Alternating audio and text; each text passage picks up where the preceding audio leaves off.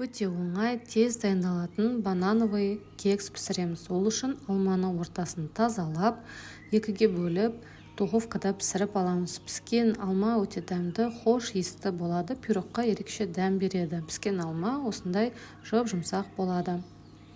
300 грамм бананның үстінен алманың пюресін саламыз. Алманы пісіргіңіз келмесе, онда бірден алманы осы бананның үстінен салып, блендерлеп аласыз, немесе яблочный сок құйсаңыз да болады. Осы массаны жақсылап блендерлеп аламыз.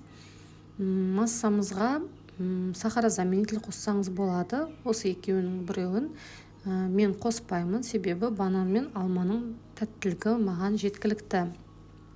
Массаға ұнымызды, содамызды салып, жақсылап араластырып аламыз. Масса өте қою болады. Массамызды алып, формаға салып, пісіріп аламыз.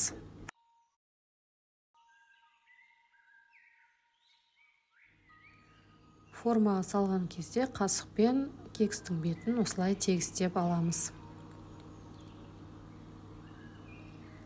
Кексіміз пісті, қантсыз, ұнсыз, ешқандай молочкасыз пісетін, нағыз балаларға беруге болатын кекс дайын.